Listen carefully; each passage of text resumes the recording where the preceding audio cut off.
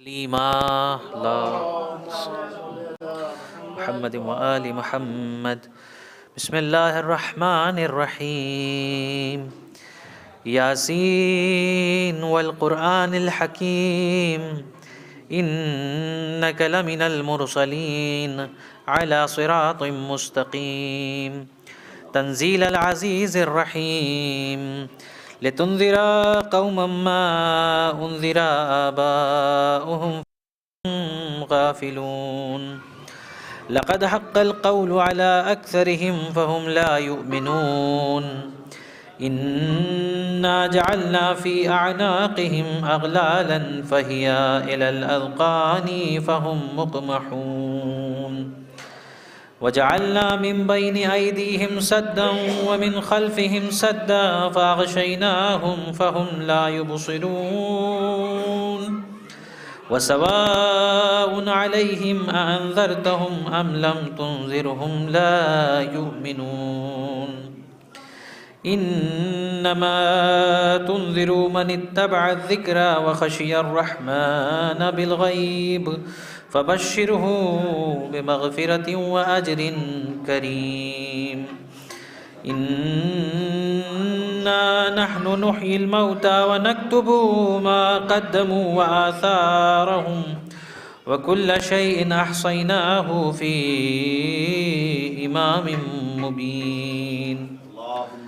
واضرب لهم مثلا أصحاب القرية إذ جاءها المرسلون إذ أرسلنا إليهم اثنين فكذبوهما فعززنا بثالث فقالوا إنا إليكم مرسلون. قالوا ما أنتم إلا بشر مثلنا وما أنزل الرحمن من شيء إن أنتم إلا تكذبون. قالوا ربنا يعلم إنا إليكم لمرسلون وما علينا إلا البلاغ المبين. قالوا إنا تطيرنا بكم لئن لم تنتهوا لنرجمنكم وليمسنكم منا عذاب أليم. قالوا طائركم معكم أئن ذكرتم بل أنتم قوم مسرفون. وجاء من أقصى المدينة رجل يسعى قال يا قوم اتبعوا المرسلين اتبعوا من لا يسألكم أجرا وهم مهتدون. وما لي لا أعبد الذي فطرني وإليه ترجعون. أتخذ من دونه آلهة إن يردن الرحمن بضر لا تغني عني شفاعتهم شيئا ولا ينقذون. إني إذا لفي ضلال مبين. إني آمنت بربكم فاسمعون. قيل ادخل الجنة قال يا ليت قومي يعقلون. قال يا ليت قومي يعلمون بما غفر لي ربي وجعلني من المكرمين. وما أنزلنا على قومه من بعده من جند من السماء وما كنا منزلين. إن كانت إلا صيحة واحدة فإذا هم خامدون. يا حسرة على العباد ما يأتيهم من رسول إلا كانوا به يستهزئون. ألم يروا كم أهلكنا قبلهم من القرون أنهم إليهم لا يرجعون. وإن كل لما جميع لدينا محضرون. وآية لهم الأرض الميتة وأحييناها وأخرجنا منها حبا فمنه يأكلون. وجعلنا فيها جنات من نخيل وأعناب وفجرنا فيها من العيون لِيَأْكُلُوا مِنْ ثَمَرِهِ مَا عَمِلَتْ أَيْدِيهِمْ أَفَلَا يَشْكُرُونَ سبحان الذي خلق الأزواج كلها مما تنبت الأرض ومن أنفسهم ومما لا يعلمون وآية لهم الليل نسلخ منه النهار فإذا هم مظلمون والشمس تجري لمستقر لها ذلك تقدير العزيز العليم والقمر قدرناه منازل حتى عاد كالعرجون القديم لا الشمس ينبغي لها أن تدرك القمر ولا الليل سابق النهار وكل في فلك يسبحون وآية لهم أنا حملنا ذريتهم في الفلك المشحون وخلقنا لهم من مثله ما يركبون وإن نشاء نغرقهم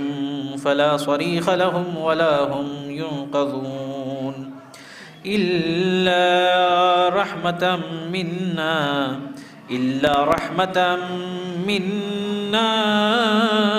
ومتاعا إلى حين وإذا قيل لهم اتقوا ما بين أيديكم وما خلفكم لعلكم ترحمون وما تأتيهم من آية من آيات ربهم إلا كانوا عنها معرضين وإذا قيل لهم أنفقوا مما رزقكم الله قال الذين كفروا للذين آمنوا أنطعم من لو يشاء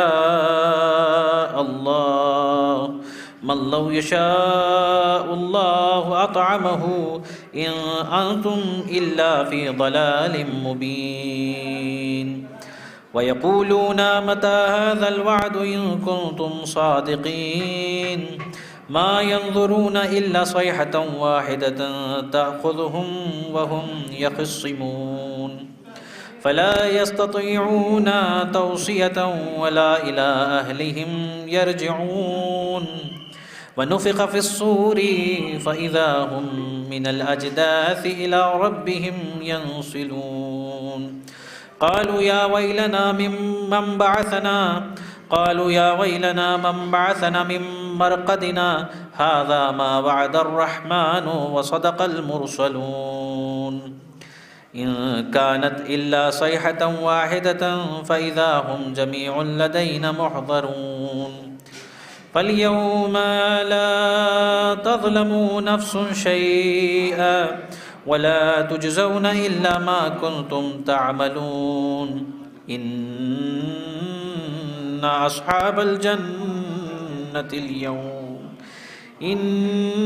أصحاب الجنة اليوم في شغل فاكهون هم وأزواجهم في ظلال على الأرائك متكئون لهم فيها فاكهة ولهم ما يدعون سلام قولا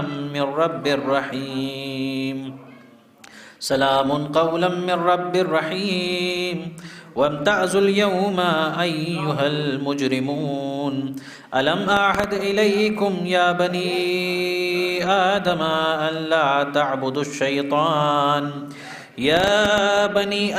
ألا تعبدوا الشيطان إنهم لكم عدو مبين وأن اعبدوني هذا صراط مستقيم ولقد أضل منكم جبلا كثيرا أفلم تكونوا تعقلون هذه جهنم التي كنتم توعدون اصلوها اليوم بما كنتم تكفرون اليوم نختم على أفواههم وتكلمنا أيديهم وتشهد أرجلهم بما كانوا يكسبون. ولو نشاء لمسخناهم على أعينهم فهم لا يبصرون ولو نشاء لمسخناهم على أعينهم فهم لا يبصرون ولو نشاء لمسخناهم على أعينهم فهم لا يبصرون ولو نشاء لمسخناهم على أعينهم فهم لا يبصرون ولو نشاء لطمسنا على أعينهم فاستبقوا الصراط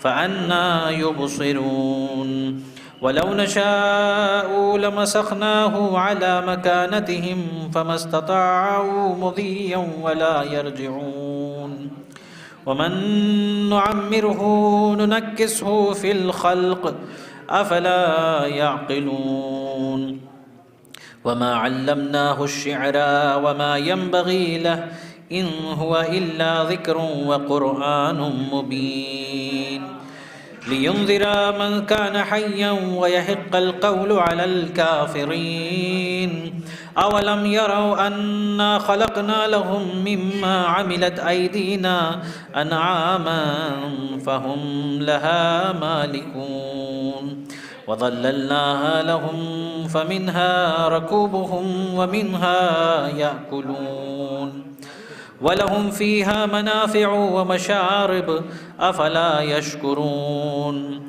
واتخذوا من دون الله آلهة لعلهم ينصرون لا يستطيعون نصرهم وهم لهم جند محضرون فلا يحزنك قولهم إنا نعلم ما يسرون وما يعلنون أولم ير الإنسان أنا خلقناهم من نطفة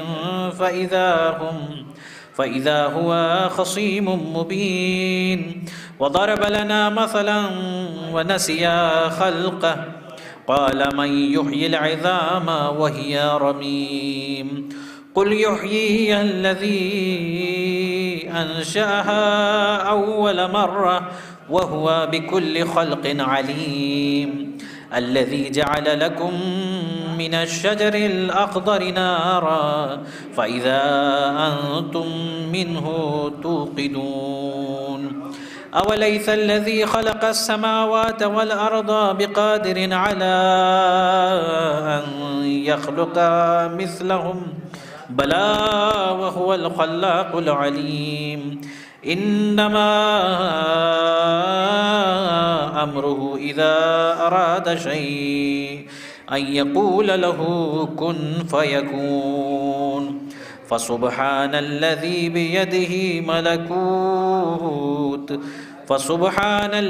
بيده الملكوت كل شيء وإليه ترجعون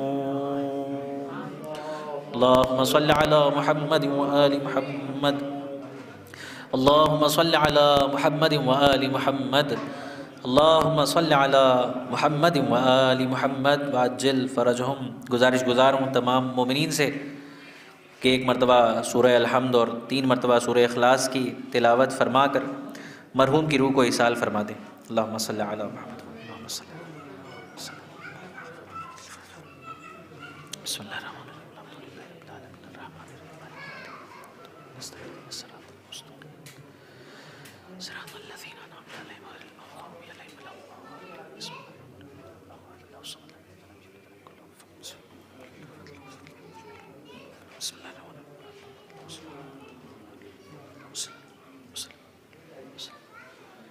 مرحوم مہدی حسن ابن تفضل حسین صاحب. حضرات، جیسا کہ تلاوت کلام ربانی کے ذریعے سے مجلس کا آغاز ہو چکا ہے، اب یہ کہ بعد دیگر پیش خان حضرات خدمت ائمہ طاہرین علیہ السلام، خصوصاً خدمت ابا عبداللہ الحسین علیہ السلام میں منظوم خراج عقیدت پیش فرمائیں گے. انشاءاللہ آپ سب متفیض ہوں گے. میں تمام مومنین سے گزارش گزار ہوں کہ فرش مجلس پہ جلد از جلد تشریف لے آئیں تاکہ یہ تمام فرائض انجام پائیں، اور انشاءاللہ کہ مولانا موصوف حجت الاسلام والمسلمین علی جناب مولانا سید حسنین باقری صاحب جو اس مجلس سے خطاب فرمانے والے ہیں وہ وقت کی پابندی کے ساتھ ممبر پہ تشریف لے آئیں اور وقت رہتے ہی مجلس اختتام پذیر ہو. چونکہ مجلس کے بعد نظر مولا کا بھی اہتمام ہے، لہٰذا وقت زیادہ نہ لگے، اس لیے میں تمام مومنین سے جو بھی اطراف میں موجود ہیں گزارش گزار ہوں کہ تشریف لے آئیں. وہ تو آخری میں ہوگا، آخری میں ہوگا، تو لاسٹ میں پڑھیں گے نا وہ، آپ پڑھیں گے.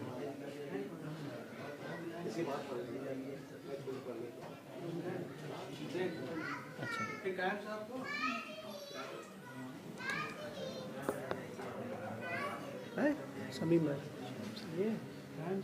ٹھیک ہے، ٹھیک ہے، ٹھیک ہے.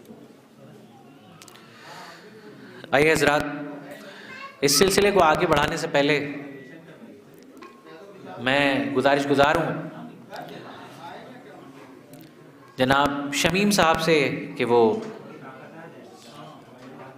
مختصر سے مرثیے کے ذریعے اس مجلس کا آغاز فرمائیں. آپ سب سے گزارش ہے کہ ان کے استقبال میں ایک مرتبہ بآواز بلند صلوات پڑھیں. آپ حضرات ایک مرتبہ مل جل کے صلوات پڑھیے بر محمد و آل محمد.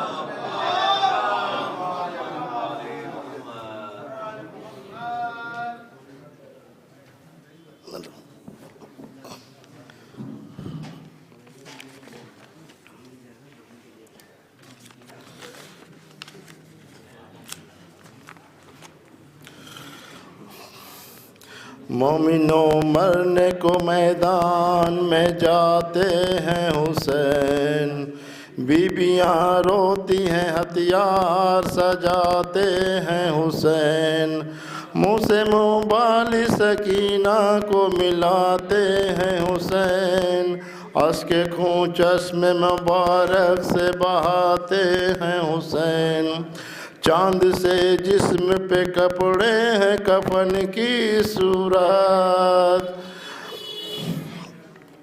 چاند سے جسم پہ کپڑے ہیں کفن کی صورت، نگہ آس سے تکتے ہیں بہن کی صورت، رو کے فرماتے ہیں خواہر سے کہ بہنا آؤ، اس مسافر کے کلیجے سے ذرا لگ جاؤ، تمہیں زہرا کی قسم ہے نہ پچھاڑیں کھاؤ، تھی میں بن بھائی کے اب دل کو یہی سمجھاؤ، اپنے کنبے کی جدائی کسے خوش آتی ہے، کیا کروں مجھ کو اجل چھین لیے جاتی ہے، اے میری فاقہ کسو بے کسو لاچار بہن، اے میری عاصق و صابر میری خمخوار بہن، اے میری دام مصیبت میں گرفتار بہن،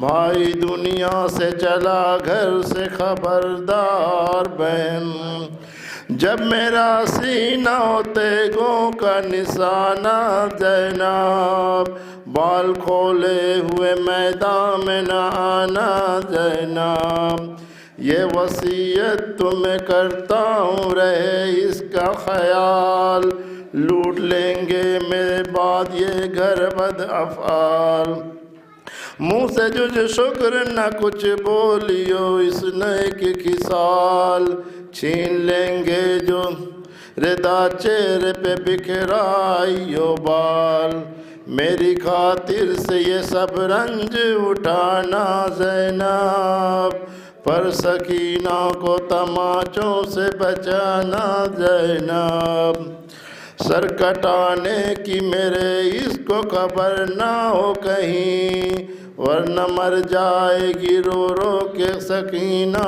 غمگین، بن میری چھاتی کے اس کو کبھی نیند آئی نہیں، رن میں اب پاؤں دھرے گا میری چھاتی پہ لہیں، کون اس بچی کا ہے ناچ اٹھانے والا، جب ہو جائے گا سینے پہ سلانے والا، بھائی ممکن نہیں دوں آپ کو مرنے کی رضا، مجھ کو پردیس میں برباد نہ کیجیو بھیا، ہوں میں بن باپ کے بن ماں کے یہ رحم کی جا، اب تو کوئی میرا وارث نہیں حضرت کے سوا، کس کو داغ اپنے کلیجے کا دکھاؤں ہے، اپنی اماں کو کہاں ڈھونڈنے جاؤں ہے، سین نے ہمسیر کو چھاتی سے لگا کر یہ کہا، میری مظلوم بہن میں تیری الفت کے فدا،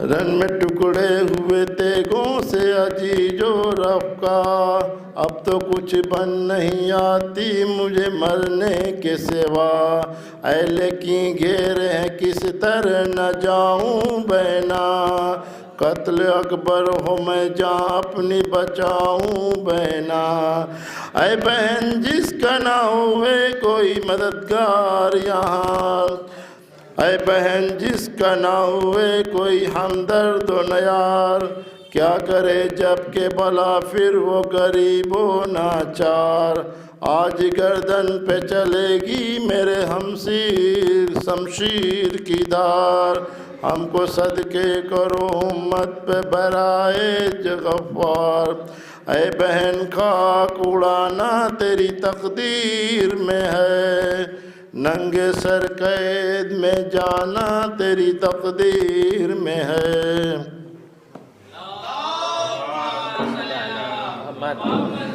وآل محمد وعجل فرجہم۔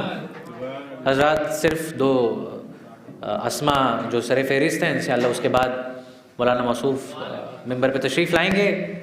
میں تمام مومنین سے گزار ہوں کہ فرش مجلس پہ تشریف لے آئیں۔ ایک مطلع اور چند اشعار آپ کی خدمت میں پیش کر رہا ہوں، اور اس کے بعد انشاءاللہ جناب قائم حسین پوری صاحب آپ کی خدمت میں ہوں گے کہ بطور خاص حسن کی شبنم بھی ہے اور غیث کا شعلہ بھی ہے۔ جناب سرور نواب صاحب، حسن کی شبنم بھی ہے اور غیث کا شعلہ بھی ہے، حسن کی شبنم بھی ہے اور غیث کا شعلہ بھی ہے، ارے چہرے عباس میں یوسف بھی ہے موسیٰ بھی ہے۔ اللہ، حسن کی شبنم بھی ہے اور غیث کا شعلہ بھی ہے، حسن کی شبنم بھی ہے اور غیث کا شعلہ بھی ہے، چہرے عباس میں یوسف بھی ہے موسیٰ بھی ہے، ارے کشتی فرش عزا پہ آئیے ورنہ جناب، کشتی فرش عزا پہ آئیے ورنہ جناب، ارے ڈوبنے والوں میں حضرت نوح کا بیٹا بھی ہے، کشتی فرش عزا پہ آئیے ورنہ جناب، کشتی فرش عزا پہ آئیے ورنہ جناب، کشتی فرش عزا پہ آئیے ورنہ جناب، ڈوبنے والوں میں حضرت نوح کا بیٹا بھی ہے۔ اب یہ شعر کے لیے بہرحال یہ تمہید تھی۔ حسن کی شبنم بھی ہے اور غیث کا شعلہ بھی ہے، چہرے عباس میں یوسف بھی ہے موسیٰ بھی ہے۔ خاص طور سے توجہ کیجئے کہ دیکھیں جب بھی آپ زمین اور آسمان کی طرف نگاہ کریں تو آپ کو ہمیشہ زمین اور آسمان الگ الگ نظر آتے ہیں، چاہے کہ آپ دریا کے کنارے چلے جائیں دکھتے ضرور ہیں کہ مل رہے ہیں لیکن ملتے نہیں ہیں۔ اب یہ بات ذہن میں رکھیں اور یہ شعر ملاحظہ کریں، حسن کی شبنم بھی ہے اور غیث کا شعلہ بھی ہے، چہرے عباس میں یوسف بھی ہے موسیٰ بھی ہے، کشتی فرش عزا پہ آئیے ورنہ جناب، ڈوبنے والوں میں حضرت نوح کا بیٹا بھی ہے، ڈوبنے والوں میں حضرت نوح کا بیٹا بھی ہے، ارے حر کو اپنے قدموں سے جھک کے اٹھاتے ہیں حسین، حر کو اپنے قدموں سے جھک کے اٹھاتے ہیں حسین، کربلا ہو تو زمین سے آسمان ملتا بھی ہے۔ اللہ، کربلا ہو تو زمین سے آسمان ملتا بھی ہے، حر کو اپنے قدموں سے جھک کر اٹھاتے ہیں حسین، کربلا ہو تو زمین سے آسمان ملتا بھی ہے۔ آئیے حضرات انہی اشعار کے زیرے سے آیا میں بڑے ہی ادب و احترام کے ساتھ گزار ہوں، ایک بہترین لب و لہجے کے مالک ایک بہترین شاعر عالی جناب قائم حسین پوری صاحب، آپ سب سے گزارش ہے کہ ان کے استقبال میں ایک مرتبہ بآواز بلند صلوات پڑھیں آپ حضرات۔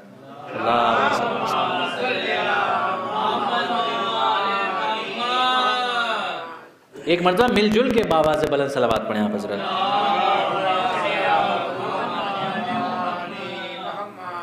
جو حضرات پیچھے بیٹھے ہوئے ہیں اگر کوئی عذر نہ ہو تو سامنے آ جائیں، اس صلوات پڑھیں آپ حضرات۔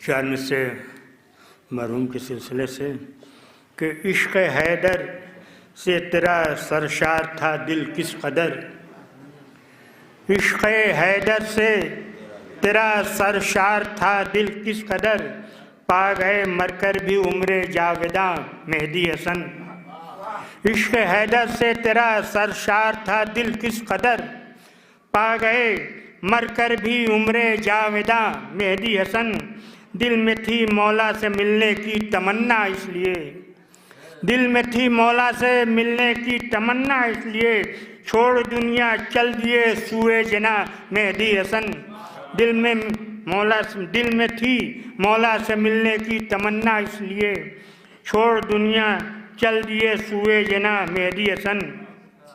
اور ایک سلوات پڑھیں آپ۔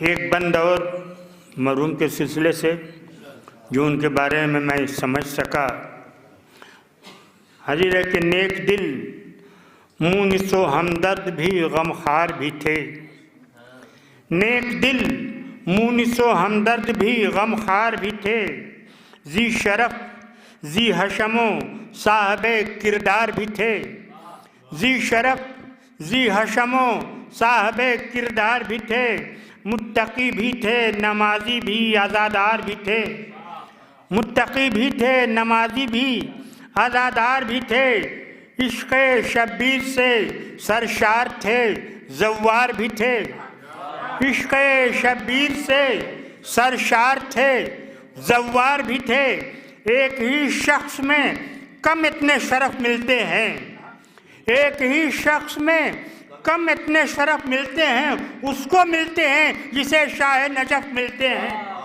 ایک ہی شخص میں کم اتنے شرف ملتے ہیں، اس کو ملتے ہیں جسے شاہ نجف ملتے ہیں، اس کو ملتے ہیں جسے شاہ نجف ملتے ہیں۔ ایک سلوات پڑھیں۔ صرف تین شعر کی اور زحمت ہے چوتھے امام کے بعد کہ ایک سلوات پڑھیں آپ حضرات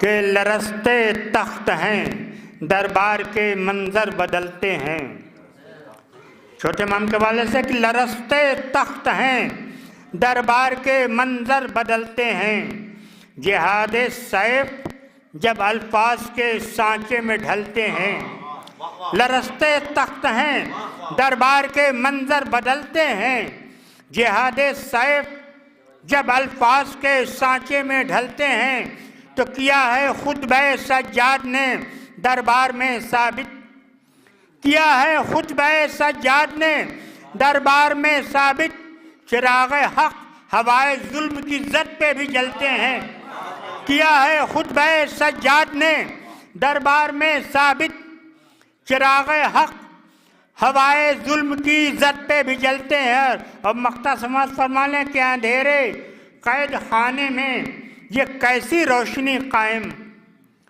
اندھیرے قید خانے میں یہ کیسی روشنی قائم، نشانے سجدہ عابد ہے یا جگنو چمکتے ہیں، اندھیرے قید خانے میں یہ کیسی روشنی قائم، اندھیرے قید خانے میں یہ کیسی روشنی قائم، نشانے سجدہ عابد ہے یا جگنو چمکتے ہیں۔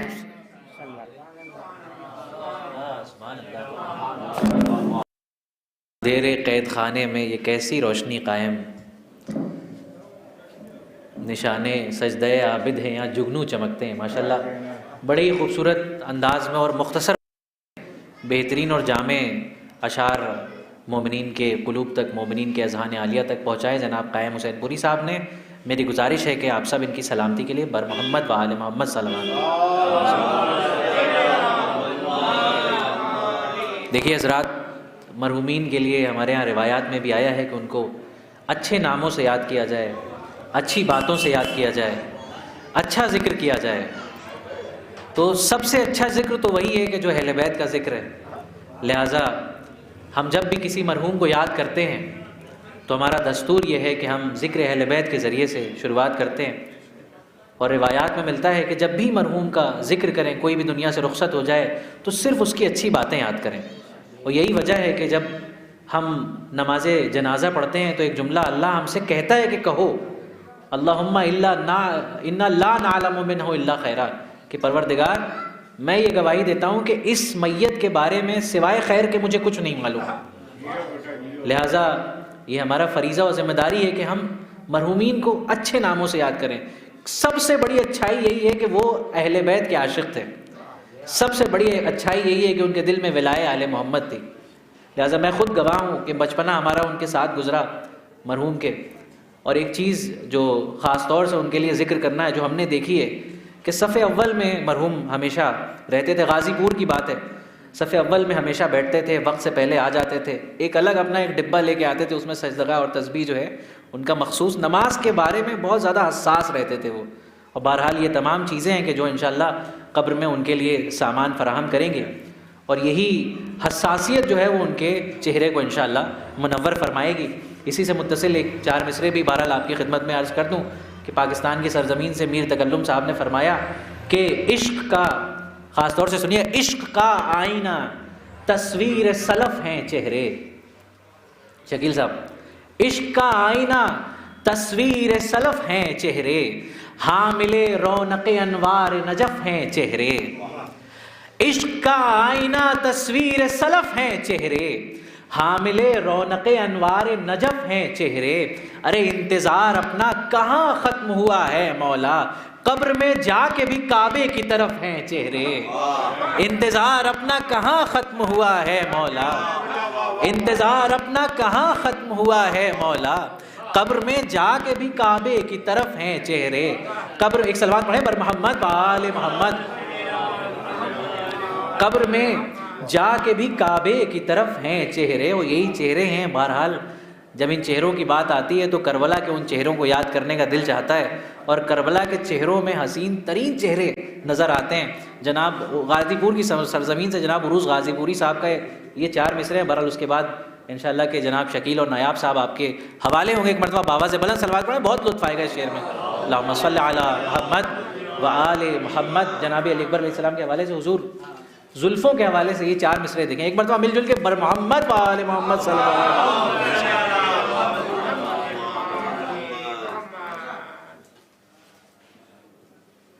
ایک اور مرتبہ مل جل کے بآواز بلند صلوات.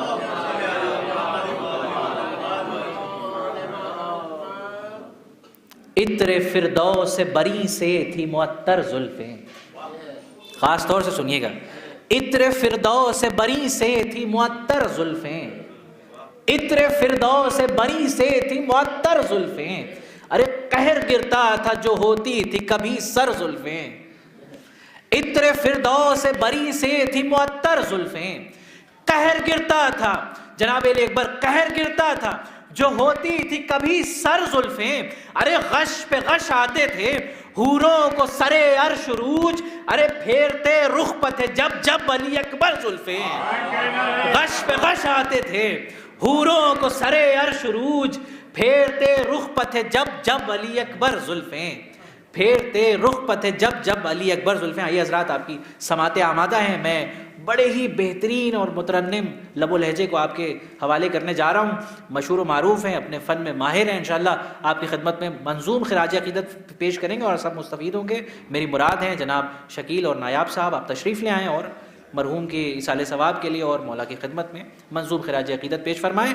آپ سب سے گزارش ہے مل جل کے بآواز بلند صلوات پڑھیں.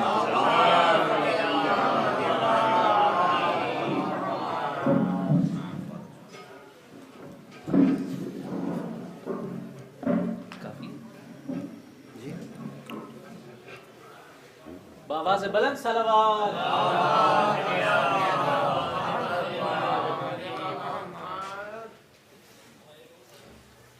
جناب سرور نواب سرور صاحب کی ربائی حاضر ہے, اس کے بعد جناب آغا سروش صاحب کا کلام حاضر کریں گے.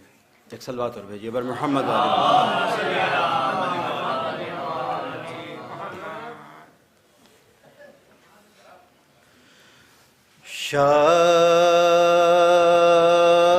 شاعر تھے مقرر تھے نبی سے پہلے, شاعر تھے مقرر تھے نبی سے پہلے تھیں اور زبانیں عربی سے پہلے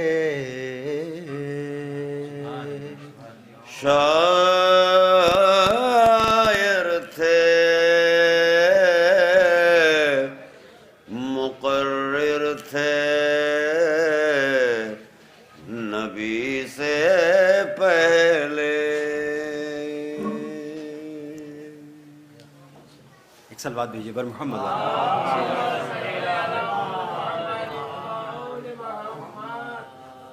لگتا ہے مگر نہج بلاغہ پڑھ کر لگتا ہے مگر نہج بلاغہ پڑھ کر بولا ہی نہیں کوئی علی سے پہلے.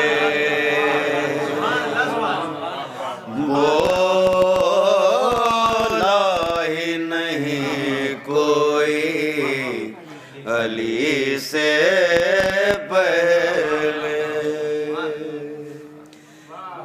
جناب آغا سروج صاحب کا کلام حاضر ہے. اس سے پہلے جناب شہزاد گلریز رامپوری صاحب کا ایک مطلع اور ایک شعر اور پیش کر رہے ہیں.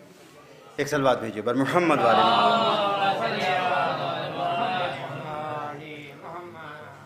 ایک تشنہ لب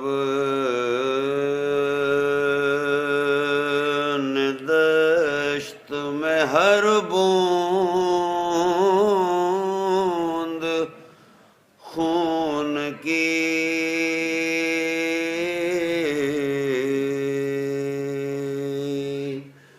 تیغوں سنان و خنجروں تیروں میں بانٹ دی. اشک غم حسین کی قیمت نہ مل سکی. جنت ملی تھی میں نے فقیروں میں بانٹ دی. در کھٹ کھٹا رہا ہے در کھٹ کھٹا رہا ہے علی کے مکان کا. در کھٹ کھٹا رہا ہے در کھٹ کھٹا رہا ہے علی کے مکان کا. شاید کوئی فقیر ہے یہ آسمان کا. شاید کوئی فقیر ہے یہ آسمان کا. در کھٹ کھٹا رہا ہے یا رب تھا ہاتھ بھی وہی آواز بھی وہی. یا رب تھا ہاتھ بھی وہی آواز بھی وہی. کیا مرتضیٰ سے کام لیا ترجمان کا. کیا مرتضیٰ سے کام لیا ترجمان کا. در کھٹ کھٹکھٹا رہا ہے، آواز نے علی کی اسے بھی مٹا دیا، آواز نے علی کی اسے بھی مٹا دیا، جو رہ گیا تھا فاصلہ ایک دو کمان کا، جو رہ گیا تھا فاصلہ ایک دو کمان کا، در کھٹکھٹا رہا ہے، یہ تو طواف خانہ زہرا کا فیض ہے، یہ تو طواف خانہ زہرا کا فیض ہے، جبریل کو شعور کہاں تھا اڑان کا، جبریل کو شعور کہاں تھا اڑان کا، در کھٹکھٹا رہا ہے، کشتی پر جب سے لکھے ہیں اسماء پنجتن، کشتی پر جب سے لکھے ہیں اسماء پنجتن، خود کام کر رہی ہے ہوا بادبان کا، خود کام کر رہی ہے ہوا بادبان کا، در کھٹکھٹا رہا ہے، خاص طور سے شعر سماعت فرمائیے، کر کے سوارے دوش پیمبر کی ہم سری، کر کے سوارے دوش پیمبر کی ہم سری، بونے چلے ہیں ناپنے قد آسمان کا، بونے چلے ہیں ناپنے قد آسمان کا، در کھٹکھٹا رہا ہے، کیا ٹھیک ہوگی دشمن حیدر تیری نماز، کیا ٹھیک ہوگی دشمن حیدر تیری نماز، آیا نا آج تک تو سلیقہ اذان کا، آیا نا آج تک تو سلیقہ اذان کا، در کھٹکھٹا رہا ہے، یہ شعر خاص طور سے دیکھیے گا، کرنے چلی ہے عرش نشینوں پہ گفتگو، کرنے چلی ہے عرش نشینوں پہ گفتگو، یہ حوصلہ تو دیکھیے اردو زبان کا، یہ حوصلہ تو دیکھیے اردو زبان کا، در کھٹکھٹا رہا ہے، فاتحہ۔ بسم اللہ۔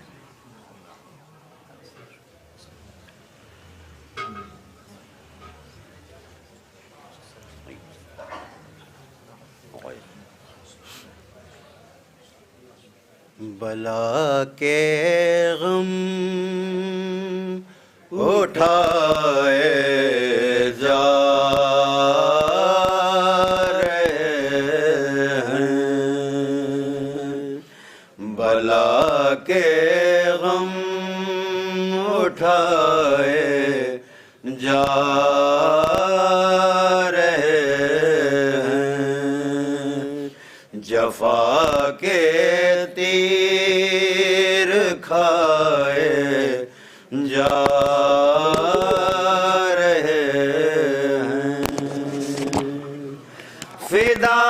کرنے کو دین مصطفیٰ پر علی اکبر سجائے جا رہے ہیں، علی اکبر سجائے جا رہے ہیں، بٹھاتے تھے نبی کاندھوں پر جن کو وہ نیزوں سے گرائے جا رہے ہیں، وہ نیزوں سے گرائے جا رہے ہیں، جہاں آتے نہ تھے بے اذن جبریل، وہ کاشان جلائے جا رہے ہیں، وہ کاشان جلائے جا رہے ہیں، قدم دوش نبوت پر تھے جن کے وہ کانٹوں پر پھرائے جا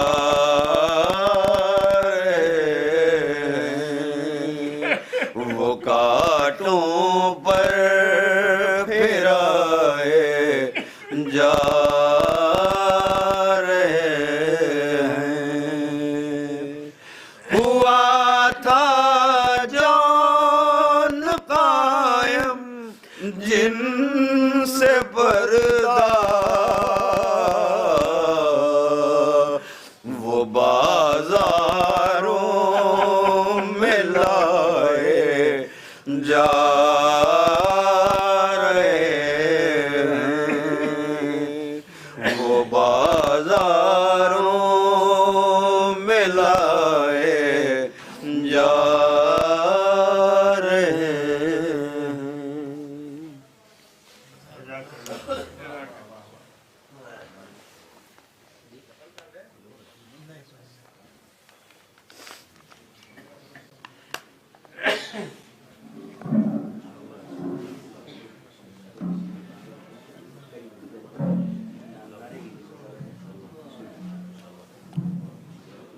ماشاءاللہ، جزاک اللہ۔ آئیے حضرات، آپ کی سماعتیں بیدار ہیں، آپ کے قلوب آمادہ ہیں، آپ کی نگاہیں منتظر ہیں، اور سمع خراشی کی بالکل گنجائش نہیں ہے۔ میں مولانا موصوف کو آواز دینے سے پہلے تمام مومنین سے ملتمس ہوں کہ جو باہر بیٹھے ہوئے ہیں فرش مجلس پہ تشریف لے آئیں، کیونکہ بہرحال اس فرش کی فضیلت جو ہے وہ باہر بیٹھنے سے بہتر ہے۔ لہٰذا میں تمام مومنین سے گزار ہوں، جہاں تک میری آواز جا رہی ہے فرش پہ آئیں، اور یہاں پہ جسمانی روحانی ہر اعتبار سے تمام کی تمام فوائد حاصل کریں انشاءاللہ۔ آئیے حضرات، حکم نہیں ہے، بانی مجلس کا حکم نہیں ہے، بڑی معذرت چاہتے ہو، ایک بار بانی مجلس پوچھ لے گا۔ ٹھیک ہے، بسم اللہ۔ ایک مرتبہ آپ آواز بلند صلوات پڑھیں آپ حضرات۔ اللہم صلی علی محمد، مل جل کے صلوات پڑھیے بر محمد و آل محمد۔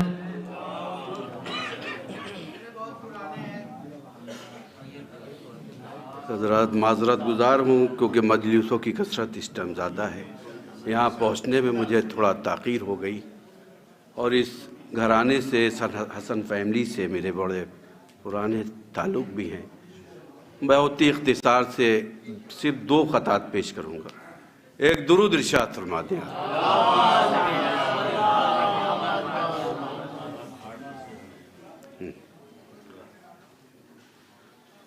مشکلیں ہوں تو یا علی کہنا، جو نبی نے کہا وہی کہنا، یہ لقب تو برائے حیدر ہے،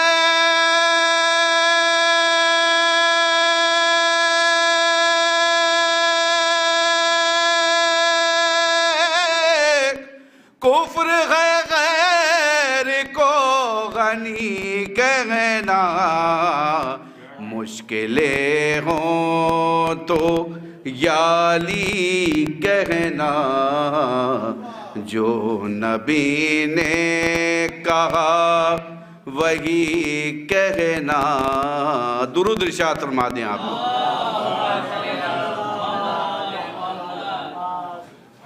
چار مصرے بھی پیش کریں۔ ہوتا ہے حر کا ذکر بھی سرور کے ساتھ ساتھ،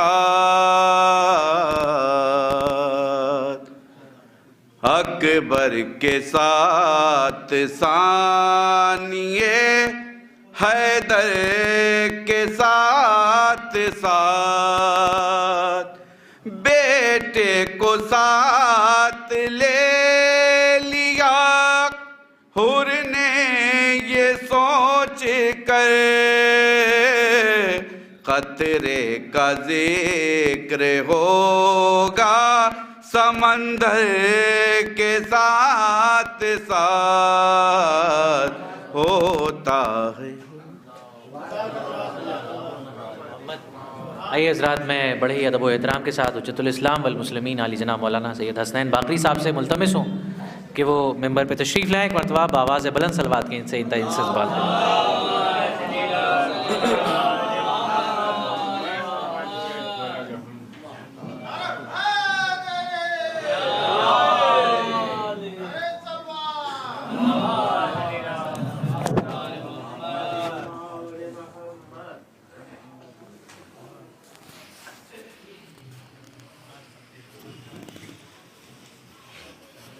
آواز بلند نعرے سلوات۔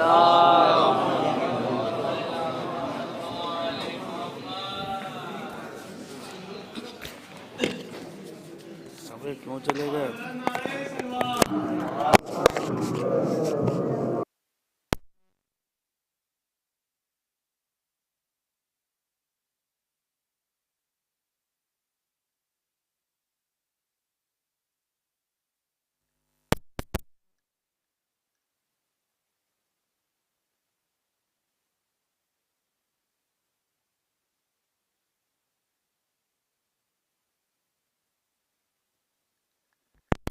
أعوذ بالله السميع العليم من الشيطان الرجيم بسم الله الرحمن الرحيم الحمد لله رب العالمين والصلاة والسلام على أشرف الأنبياء والمرسلين خاتم النبيين رحمة للعالمين أبي القاسم محمد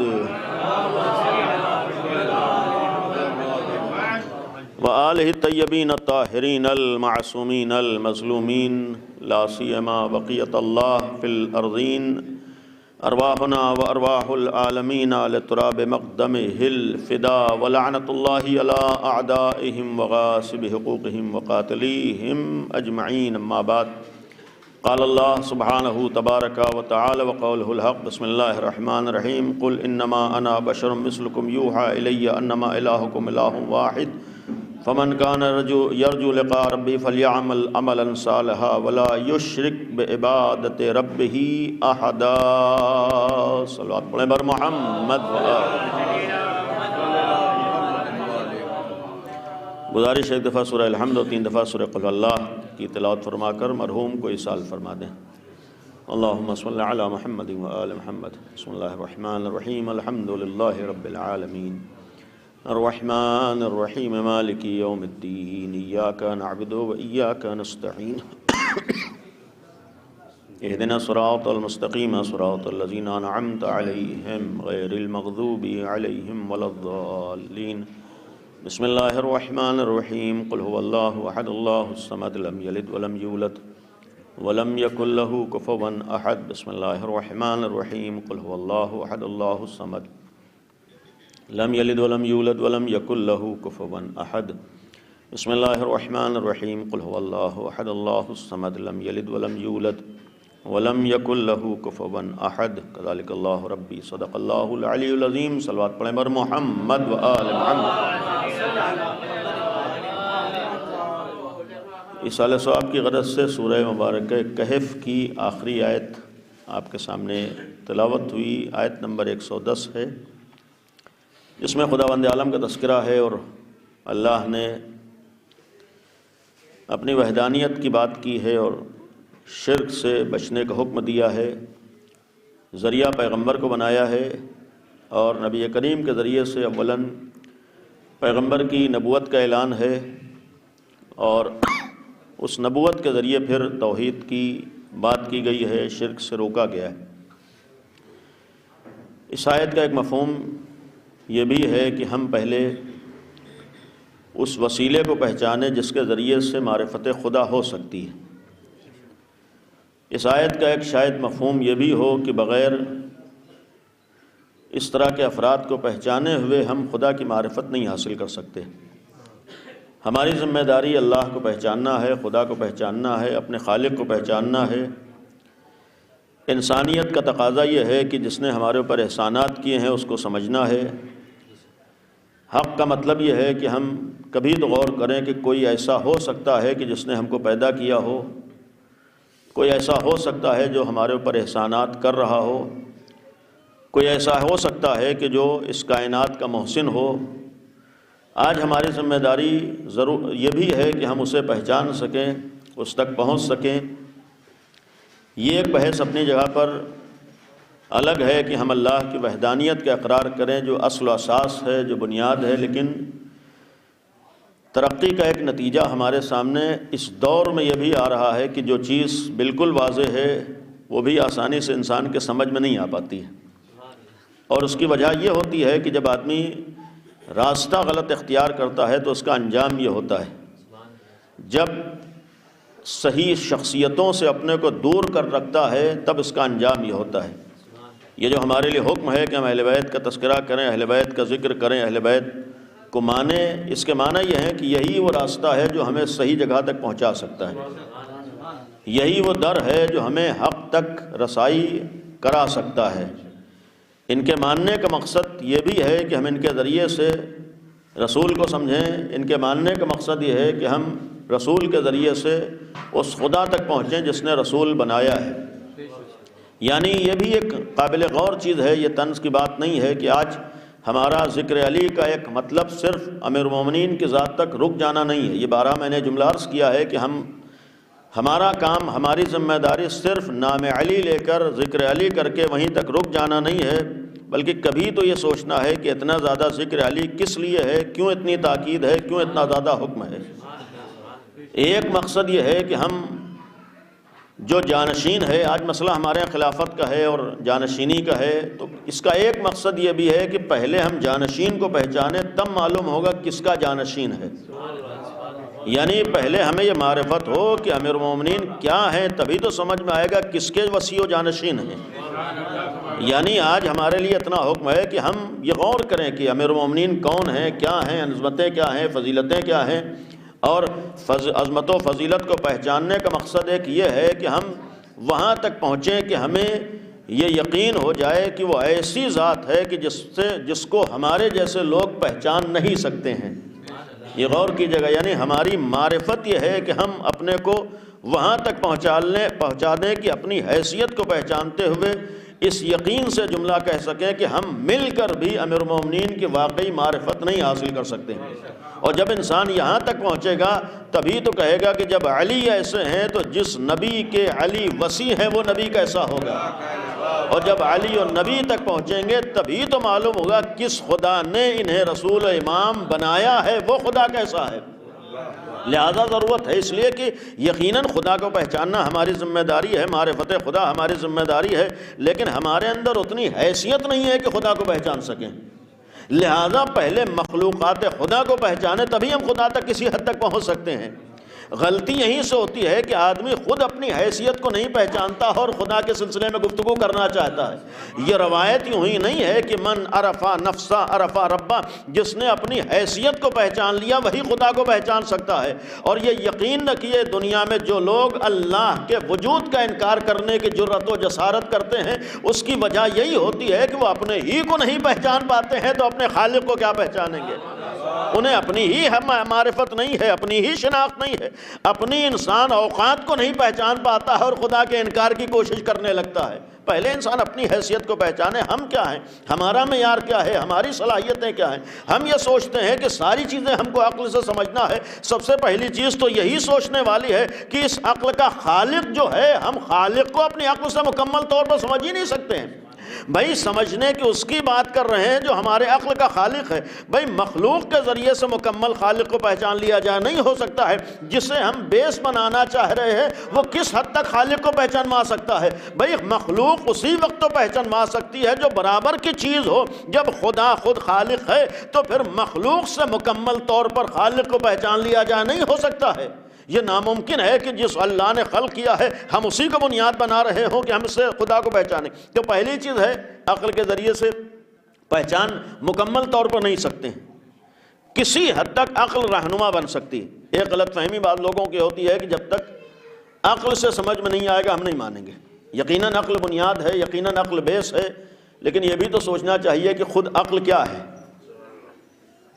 اس سلسلے میں کل شب میں نے ایک موقع پر عرض کیا تھا کہ آج ہمارے یہاں یہ بھی غلط فہمی ہوتی ہے کہ ہم جس کو عقل سمجھتے ہیں واقعی معنی میں وہ عقل ہے یا نہیں ہے، یہ بھی تو طے کرنا ہوگا۔ یعنی یہ بھی تو پہلے طے کرنا ہوگا کہ جس کو ہم عقل سمجھ رہے ہیں وہ عقل ہے یا نہیں ہے۔ اور پھر دوسری طرف یہ ہے کہ جس کو ہم نے عقل سمجھ لیا ہے، بالفرض صحیح عقل تک پہنچ گئے ہیں، تو ہم نے اس عقل کا صحیح استعمال کتنا کیا ہے۔ بھائی دیکھیے دو چیزیں ہیں، عقل کو پہچان لینا اور پھر اس کے بعد اس عقل کا صحیح استعمال کر لینا۔ یعنی ہمارے جذبات عقل کے اوپر غالب نہ رہے ہوں، ہماری خواہشات عقل کے اوپر غالب نہ رہی ہو، ہمارے شوق ہماری عقل کے اوپر غالب نہ رہا ہو، بلکہ جملہ عرض کروں کہ ہماری مادیات ہماری عقل کے اوپر غالب نہ رہی ہوں۔ سب سے بڑی مصیبت تو یہ بھی ہوتی ہے کہ ایک مرحلہ آدمی عقل کو نہیں پہچان پایا، اور اگر عقل کو پہچان بھی لیا ہے تو یہ طے نہیں کر پاتا ہے کہ عقل غالب تو نہیں ہے یا عقل مغلوب تو نہیں ہو رہی ہے۔ جب تک ہم صحیح عقل کو نہ پہچانیں اور صحیح عقل کا استعمال نہ کریں نہیں ہو سکتا۔ دوسری چیز ہے اسی ضمن میں آج ایک مرحلہ یہ بھی آتا ہے کہ سائنس کتنا ثابت کرتی ہے۔ بھائی یہ بھی تو سوچنے والی چیز ہے کہ اولاً سائنس ثابت کرتی ہے، لیکن کیا سوال ہے کہ سائنس ہر چیز کو ثابت کر سکتی ہے؟ خود کیا سائنس 100% قابل بھروسہ ہے؟ آپ سائنسدانوں سے پوچھ لیجئے، کیا خود سائنسداں اس بات کے دعوے دار ہیں کہ جو چیز بھی انہوں نے کہہ دی وہ 100% حق ہے اور صحیح ہے؟ خود وہ اس بات کے دعوے دار نہیں۔ تو اس کے معنی یہ ہے کہ وہ ذریعہ تو بن سکتا ہے، بنیاد نہیں بن سکتا ہے۔ غور کیجئے گا، فرق ہے، وہ وسیلہ بن سکتا ہے، بیس نہیں بن سکتا ہے مکمل طور پر۔ جیسے میں نے عقل کے لیے کہا کہ عقل آپ کو اللہ تک پہنچانے کا ذریعہ تو بن سکتی ہے، بنیاد نہیں بن سکتی ہے۔ اسی طریقے سے دنیا کا ہر علم ہے، ذریعہ بن سکتا ہے، سب کچھ نہیں ہو سکتا ہے۔ تو پہلی غلطی یہ ہے کہ آدمی یہ جو ضد کرتا ہے کہ ہماری عقل میں نہیں سمایا ہے، پہلے اپنے عقل کو پہچانے، عقل کا صحیح استعمال کرے، تب کسی حد تک یہ بات کرے۔ اور پھر اگر علوم کی بات کی ہے تو علوم بھی بنیاد ہے۔ ایک مثال یہاں پر قابل غور ہے کہ آج ہماری ذمہ داری یہ ہوتی ہے، یقیناً ہر جگہ عقل ہے اور عقل کا استعمال ہونا چاہیے، عقل کا استعمال کرنا چاہیے۔ اس کے لیے میں نے شب میں بھی ایک مثال عرض کی تھی کہ ہماری ایک ذمہ داری دنیا میں یہ ہوتی ہے کہ عقل کا استعمال کر کے مثلاً اگر مکان بنوانا ہے یا علاج کرنا ہے بالفرض،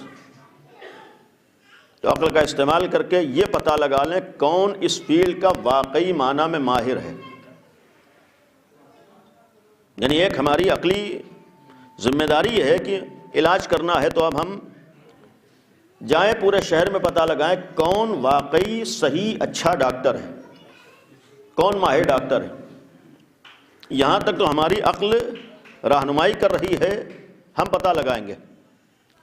لیکن اب اس کے بعد اگر عقل کو استعمال کرنا ہے تو یہاں پر آ کر عقل مندی یہ ہے کہ اگر ہم نے عقل کا فیصلہ کر کے کسی ڈاکٹر کا انتخاب کر لیا ہے تو یہاں عقل مندی یہ ہوتی ہے کہ جو بات ڈاکٹر کہے ہم سر جھکا کر مان لیں۔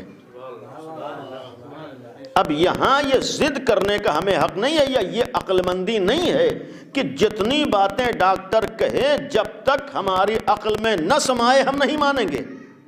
آپ سے یہی تو کہا جاتا ہے کہ بھائی آپ کی ذمہ داری صحیح ڈاکٹر کو پہچان لینا ہے، اس لیے کہ وہ آپ کی فیلڈ و میدان نہیں ہے کہ آپ مرض کو صحیح طور پر سمجھ جائیں، وہ آپ کا میدان ہی نہیں ہے کہ آپ مرض کے شرائط کو سمجھ سکیں، وہ آپ کی فیلڈ نہیں ہے کہ کس مرض میں دوا کیا کیا کھائی جائے گی، یہ آپ نہیں پہچان سکتے۔ صرف آپ نے اتنا پہچان لیا کہ واقعی وہ ڈاکٹر ہے، تو اب عقل مندی یہی ہوتی ہے جو ڈاکٹر کہے سر جھکا کے مان لیجئے۔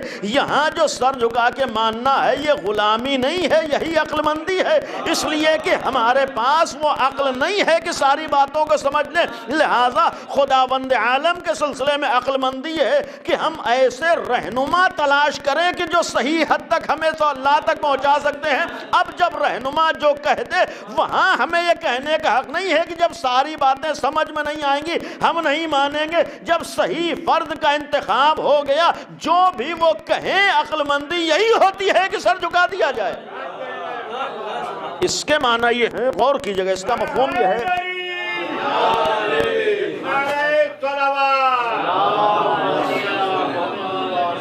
اس کا مطلب یہ ہے کہ دیکھیے غور کیجئے گا، اس کے معنی یہ ہے کہ خداوند عالم کو پہچاننے کے لیے جب تک انسان کے اندر تعبدیت کا مزاج نہ آ جائے خدا کو نہیں پہچان سکتا ہے۔ یعنی تعبدیت کے معنی یہ نہیں ہے کہ عقل سے ہٹ گئے ہے، یہی جو میں نے آپ کے سامنے مثال عرض کی ہے۔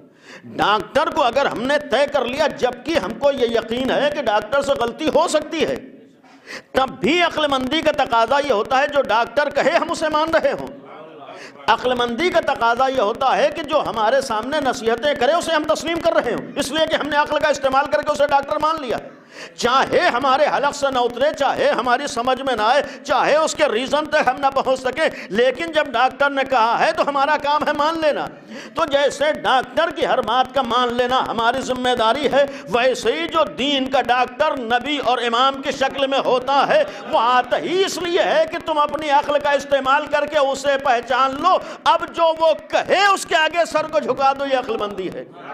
اب کہنے کا مطلب یہ نہیں ہے کہ ہم کہیں یہاں بھی ہم اپنی عقل بلائیں گے، نہیں، جب ہمارے اندر اتنی صلاحیت نہیں ہے کہ ہم اسے سمجھ سکیں، اس لیے کہ یہ بھی تو سوچنے والی چیز، اولاً میں نے جملہ عرض کیا عقل کو اللہ نے خلق کیا، تو جو خود مخلوق ہو وہ خالق کو صحیح طور پر در کر لے نہیں ہو سکتا ہے، اور دوسری چیز ہے کہ عقل ہے محدود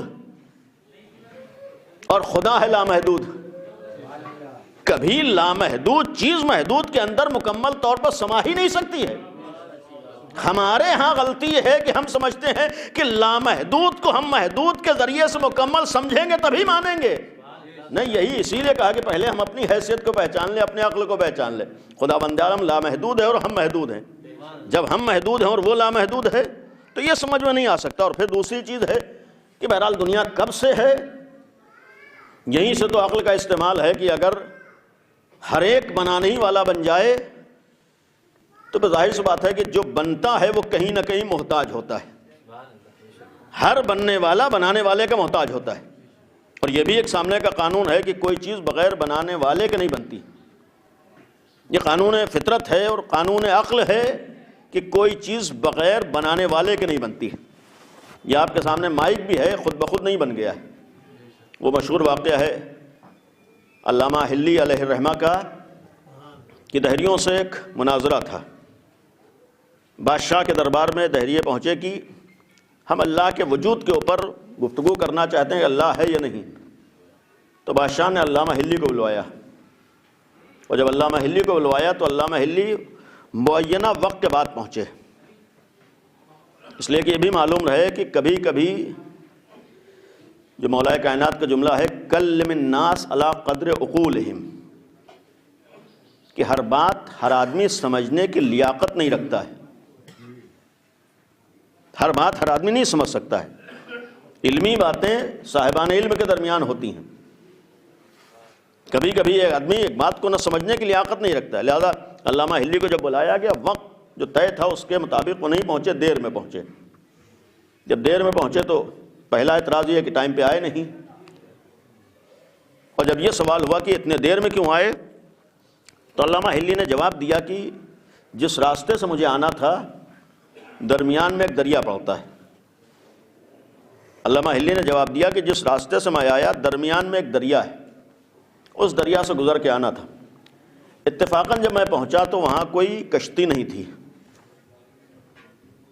علامہ حلی نے کہا کہ جب میں پہنچا اتفاقاً وہاں کوئی کشتی نہیں تھی، تو مجھے کافی دیر انتظار دیکھنا پڑا، اور میں کھڑا ہوا انتظار دیکھ رہا تھا۔ اتنے میں نے دیکھا کہ آسمان سے پٹرے گرنا شروع ہوئے، اور اس کے بعد پھر کیلیں گریں، اور پھر میں کھڑا رہا، دیکھا کہ خود بخود یہ پٹرے آپس میں ملے اور کیلیں جڑیں اور کشتی تیار ہو گئی۔ میں اس کشتی پہ بیٹھ کے آپ کے پاس آ گیا۔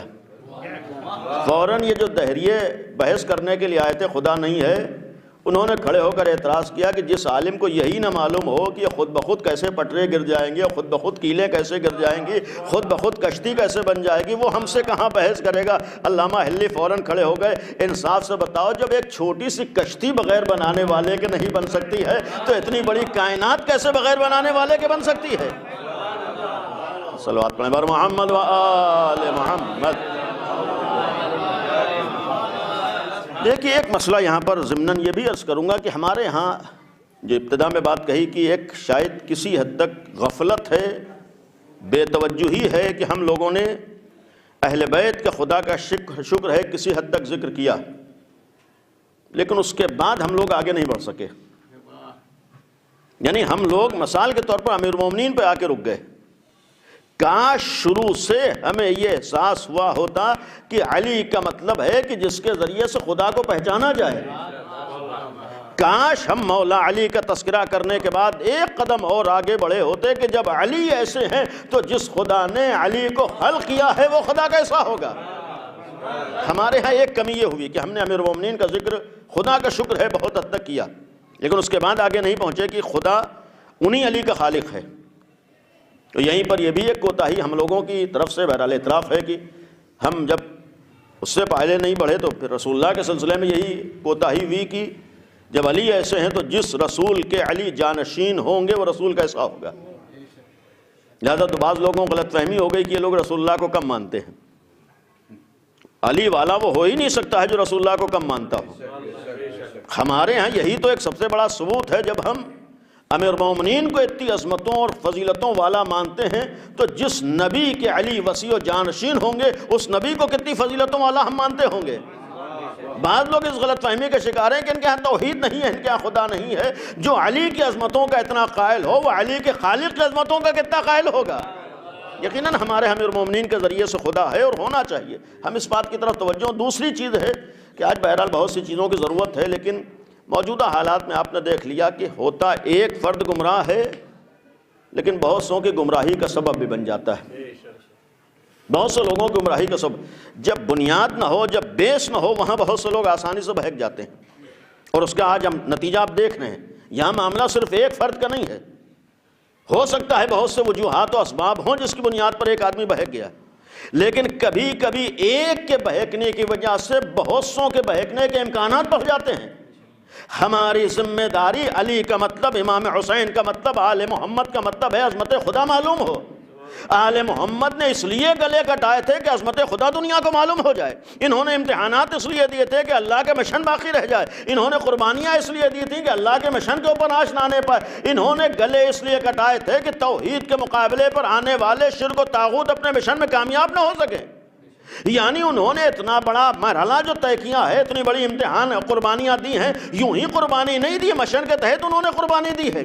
ہم اور آپ بغیر کسی وجہ کے کوئی کام کر سکتے ہیں، لیکن علی و فاطمہ کا گھرانہ بغیر وجہ کے کوئی کام نہیں کرتا ہے۔ اگر اتنی بڑی قربانی دی ہے تو اتنا بڑا مشن تھا، تبھی اتنی بڑی قربانیاں دی ہیں، اور ان قربانیوں کے لیے جو عظیم مشن تھا وہ خدا ہے، عظیم مشن ہے وہ توحید ہے، عظیم مشن ہے وہ معبود ہے، عظیم مشن ہے وہ پروردگار ہے، اللہ کا دین ہے، اللہ کا مشن ہے، اللہ کی تعلیمات ہیں۔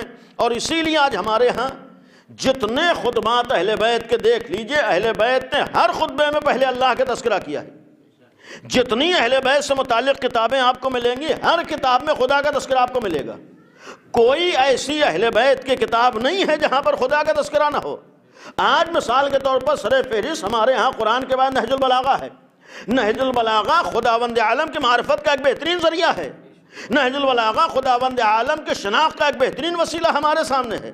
آج ہمارے ہاں صحیفہ کاملہ کی شکل میں دعائیں موجود ہیں۔ یہ دعائیں خالی عبد و معبود کے درمیان اپنے مطالبات کے لیے نہیں ہے، بلکہ در حقیقت یہ صحیفہ سجادیہ معرفت پروردگار کا بہترین نمونہ ہے۔ آج ہمارے ایک بہترین نمونہ، اور یہیں پر بات آئی، صحیفہ سجادیہ جیسی آج معرفت خدا کا ہمارے ہاں نمونہ ہو اور ہم لوگ اسے نہ پہچان سکے ہوں۔ ایک عالم کا نقل کیا ہوا واقعہ ہے کہ یہی صحیفہ سجادیہ جو آج ہم لوگوں کے ہاں بہت سے گھروں میں ہے اور بعض گھروں میں افسوس ہے کہ نہیں ہے۔ دعا یہ کریں کہ ہر گھر میں قرآن بھی ہو، نہج البلاغہ بھی ہو، صحیفہ کاملہ بھی ہو، اور صرف ہو نہ بلکہ ہم لوگ اسے پڑھ سکتے ہوں، اس لیے کہ گھر میں اربوں روپے رکھ لینے سے کوئی فائدہ نہیں ہونے والا ہے جب تک ہم اس کو استعمال نہ کریں۔ بھائی ہم خربوں روپے لا کر اپنے لاکر میں جمع کر دیں، ہمیں فائدہ کیا ہوگا؟ فائدہ اسی وقت ہوگا جب ہم اسے استعمال کریں گے۔ نہج البلاغہ جیسی عظیم کتاب ہو، صحیفہ کاملہ جیسی کتاب ہو، خالی گھر میں رکھنے سے ہمارا فائدہ ہونے والا نہیں ہے۔ جب ہم اسے پڑھیں گے اور اپنی عملی زندگی میں استعمال کریں گے تب ہمیں فائدہ ہوگا۔ کاش ہمیں یہ احساس ہو جائے کہ اللہ نے قرآن اور اہل بیت نے یہ کتابیں خالی اس لیے بیان نہیں کی ہیں کہ ہم ثواب کے لیے گھر کے اندر رکھ لیں۔ یہ قرآن اس لیے آیا تھا کہ ہماری زندگی کامیاب ہو جائے۔ یہ اہل بیت نے نہج البلاغہ جیسی کتاب اس لیے بیان کی ہے، یا جسے علامہ رضی نے جمع کیا ہے، اس لیے جمع کیا ہے تاکہ اس کو پڑھ کر ہم اپنی زندگی کو کامیاب بنا سکیں۔ اور کامیاب بنانے کے لیے پڑھنا ضروری ہے، پڑھنے کے لیے کم از کم ہمارے گھروں میں ہونا ضروری ہے۔ اور اگر آج کسی کے پاس پیسہ نہ ہو کتابیں خریدنے کے لیے تو موبائل تو ہر آدمی خریدتا ہے۔ شاید ہی کوئی آج دنیا میں ایسا انسان ہو جس کے پاس آج موبائل نہ ہو، تقریباً سب کے پاس ہے۔ تو موبائل کے اندر خالی گمراہی نہیں ہے، موبائل کے اندر صرف گیم و کارٹون نہیں ہے، موبائل کے اندر صرف سیریل و فلمیں نہیں ہیں، موبائل کے اندر خالی اپنی دلچسپی کی چیزیں نہیں ہیں، بلکہ موبائل کے اندر ہمارا دین و مذہب بھی ہے۔ توفیق کے اوپر ہے کہ ہمیں کتنا احساس ہوتا ہے کہ ہم اپنے دین کو سیکھیں۔ آپ غور کیجئے، صحیفہ کاملہ کے لیے ایک یورپ کا واقعہ ہے کہ کسی نے، شیعہ عالم نے صحیفہ کاملہ ایک دہریے کو دی، خدا کا منکر ہے، خدا کو نہیں مانتا ہے۔ جس وقت اس نے صحیفہ سجادیہ کو پڑھا ہے، ایک جملہ اس سے نقل کیا گیا ہے، اس نے صحیفہ کاملہ کو پڑھ کر ایک بات کہی تھی، یہ قابل توجہ ہے۔ اس نے کہا کہ میں خدا کا منکر ہوں، لیکن اس کتاب کو پڑھنے کے بعد اس نتیجے پر پہنچا ہوں کہ اگر دنیا میں کوئی خدا ہو سکتا ہے تو بس وہی خدا ہو سکتا ہے جو اس کتاب میں پیش کیا گیا ہے۔ معمولی بات اس نے نہیں کی ہے۔ ایک انسان جو خدا کا منکر ہے، جو دہریہ ہے، جو خدا کو نہیں مانتا ہے، وہ صحیفہ سجادیہ پڑھ کے کہہ رہا ہے کہ خدا اگر ہو سکتا ہے تو بس وہی ہو سکتا ہے جو اس کتاب میں پیش کیا گیا ہے۔ یہاں ایک جملہ قابل توجہ ہے کہ انصاف سے بتائیے، جب ایک دہریے کو صحیفہ سجادیہ میں خدا نظر آ سکتا ہے تو کہ علی والوں کو اس صحیفہ سجادیہ کے ذریعے سے معرفت خدا نہیں ہو سکتی ہے؟ یعنی جو خدا کو نہیں مانتا ہے، جب اسے خدا نظر آ رہا ہے تو پھر وہ کتاب ہمارے لیے کتنا خدا کی معرفت کا ذریعہ بن سکتی ہے۔ کاش ہم اس کتاب کو پڑھ سکیں، کاش ہمارے سامنے وہ کتابیں ہوں۔ اور آج جب مثال کے طور پر ڈیبیٹ ہوتی ہے اور گفتگو ہوتی ہے، تب لوگ سوچتے ہیں کوئی نئی چیز آ گئی۔ یہ تو ہمارے یہاں افسوس ہے کہ ہم نے اہمیت نہیں دی ہے، لہٰذا ہمیں نئی چیز لگتی ہے۔ ورنہ جو باتیں مثال کے طور پر سامنے آتی ہیں وہ تو ہر مومن کو معلوم ہونا چاہیے، جو دلیلیں بیان کی گئی ہیں وہ ہر شیعہ کو معلوم ہونا چاہیے، بہرحال ہر مسلمان کو معلوم ہونا چاہیے۔ لیکن اتنا تو یقین ہے کہ جتنی خالص توحید اہل بیت نے بیان کی ہے کہیں ہو نہیں سکتی ہے۔ جو وحدانیت پروردگار پر آل محمد نے دلیلیں دی ہیں کوئی سوچ نہیں سکتا ہے۔ آنے والے آ کر کہتا ہے مولا نے کتنے مختلف انداز سے سمجھایا ہے، تو آج ہم لوگوں کو معلوم ہونا چاہیے تھا، آج ہمیں پتہ ہونا چاہیے۔ وجہ یہ ہوئی کہ ہم لوگوں کے کتابیں تو بہت اچھی ہیں لیکن ہم پڑھنے پہ تیار نہیں۔ آپ اپنے بچے کو بہترین کتابوں کا کسی اچھے اسکول کا کورس دلا دیجئے تو انصاف سے بتائیے کیا وہ بچہ اپنے بیگ میں، اپنے گھر میں، اپنے الماری میں ان اچھی کتابوں کو رکھ کر عالم بن جائے گا، پڑھا لکھا بن جائے گا؟ نہیں بن سکتا ہے، جب تک پڑھے گا نہیں بن نہیں سکتا ہے۔ تو یہ کتابیں بھی ہمارے لیے خالی ثواب کے لیے نہیں بلکہ بننے کے لیے. تو جہاں پر اس طریقے کی کتابیں آج موجود ہوں، جب دلیلوں کی بات آتی ہے آج کتنی سامنے کی. اسی لیے غور کریں کہ ہمارے ہاں جب بھی بحث ہوتی ہے توحید کی بحث ہوتی ہے، ہمارے ہاں گفتگو ہوتی ہے توحید کی گفتگو ہوتی ہے، ہمارے ہاں بنیاد بیان کیا جاتا ہے توحید کو. توحید کے معنی خدا کا ایک ہونا ہے. بھائی پہلے وجود خدا ثابت ہوگا تبھی تو اس کی وحدانیت کی بات ہوگی. تو ہمارے وجود خدا کا تذکرہ کس لیے نہیں ہوتا ہے؟ وجہ یہ ہے کہ دین بھی جانتا ہے تو وجود خدا وہ سامنے کی چیز ہے کہ اگر تھوڑا بھی آدمی اپنے کو پہچان کر عقل کا استعمال کر لے تو خدا کے وجود کا اقرار کر ہی لے گا. لہذا جو چیز سامنے کی ہوتی ہے اسے، لیکن المیہ یہ ہے کہ جو چیز سامنے کی ہو وہ لوگوں کے حلق سے نہ اتر رہے. جو چیز بالکل واضح ہے، فطرت انسانی میں ہے اللہ کا وجود. انسان کی فطرت میں اگر ہے، یہاں پر سوال ہوتا ہے کہ اگر ہے تو اس کو کس نے پیدا کیا ہے؟ آج بعض لوگ ہوتا ہے کہ بھئی اس کو بھی کسی نے خلق کیا ہوگا. بھئی اگر اس کو بھی خلق کیا ہو، کہیں نہ کہیں تو آپ جا کر رکیں گے، کہیں نہ کہیں تو آپ جا کر، یہ عقل کہتی ہے کہ ہو ہی نہیں سکتا ہے کہ ہر ایک کا کوئی خالق ہو. تو جہاں جا کر رکیں وہی ہمارا خدا ہے. اور ایک بہترین مثال جو امام نے ایک اور دہریے کو دی تھی، خدا کے وجود کا مسئلہ ہے اور امام بھی علم غیب رکھتا ہے. جب اس نے کہا کہ خدا نہیں ہے، امام نے اس سے سوال کیا کیا کبھی تم کسی سفر پہ گئے ہو؟ ہاں مولا بہت سے سفر کیے ہیں. کیا کبھی سمندر کا سفر کیا ہے؟ ہاں میں نے سمندر کا سفر بھی کیا ہے. کبھی تمہاری کشتی ڈوبنے لگی ہے؟ اس نے کہا کہ ہاں مولا ایک موقع آیا تھا کہ جب کشتی ٹوٹ گئی یا ڈوبنے کی نوبت آ گئی. تو امام نے اس سے ایک سوال کیا تھا، اچھا یہ بتاؤ کہ جب کشتی ڈوب رہی تھی اور سارے ظاہری اسباب ختم ہو چکے تھے تمہارے بچنے کے، یعنی ظاہری اعتبار سے کوئی سامنے نہیں ہے، کوئی موجود نہیں ہے، ایک کشتی ہے وہ بھی ڈوب رہی ہے. امام نے سوال کیا یہ بتاؤ کیا اس وقت تمہارے باطن میں کوئی احساس تھا کہ ابھی بھی کوئی ایسا ہے جو ہمیں بچا سکتا ہے؟ امام نے اس سے پوچھا کیا اس وقت تمہارے دل میں یہ احساس تھا کہ ابھی بھی کوئی ایسی طاقت ہے جو ہماری حفاظت کر سکتے؟ اس نے کہا کہ ہاں. جب سارے اسباب منقطع ہو گئے، سارے اسباب سے ہم مایوس ہو گئے، تب ایک جذبہ دل میں تھا کہ شاید ابھی کوئی ایسی طاقت ہو جو ہمیں بچا لے. امام نے فرمایا یہی منزل جہاں سارے اسباب ختم ہو جائے اور اس کے بعد جو تمہارے دل میں آ رہا اسے خدا کہتے ہیں. ہمارے ہاں مجبوری ہے کہ ہم اسباب کو خدا سمجھ بیٹھتے ہیں. اسباب خدا کا نام نہیں ہے جہاں اسباب ختم ہو جائے، بلکہ یہ کہا جائے جو مسبب الاسباب ہوتا ہے وہ خدا ہوتا ہے. جو اسباب کو بناتا ہے وہ خدا ہے، جس نے اسباب کو خلق کیا ہے وہ خدا ہے. ہمیں یہی تو اسے خدا کو ماننا ہے. اور اسی ذیل میں باتیں بہت سی تھیں، بہرحال موضوع بہت طولانی ہے، تفصیلی ہے، اور یہ ہمارے جیسے ایک معمولی طالب علم اسے نبھا لے جائے یہ بھی نہیں ہو سکتا ہے. اس لیے کہ اس کو سمجھنے کے لیے بھی کسی لائق ہونا ضروری ہے. تو پھر دوسری منزل سمجھانا ہے، ورنہ اعتراض کر دینا تو بہت آسان ہے، بات کر لینا بہت آسان ہے کہ اس نے کیا جواب دیا اور وہ کیا بحث کریں گے اور وہ کیا ہے. اگر ہمارے سامنے، میں اپنے لیے بات کر رہا ہوں، لاکھ میں اس شہر میں جتنی مجلسیں پڑھتا ہوں، لیکن اگر اس طریقے کا مسئلہ آ جائے تو آسان نہیں ہوتا ہے اس مجمع میں بیٹھ کر جوابات دے دینا. آج ہمارے یہاں الحمدللہ مذہب اہل بیت ہے، ہمارے ہاں کتابیں ہیں، لیکن جب بات آ جائے تو اپنے مجمع میں بیٹھ کر تقریر کر کے واہ واہ کروا لینا اور ہوتا ہے، لیکن جب بات آ جائے پڑھے لکھوں کے درمیان، مخالفین کے درمیان جواب دے دینا آسان نہیں ہوتا ہے.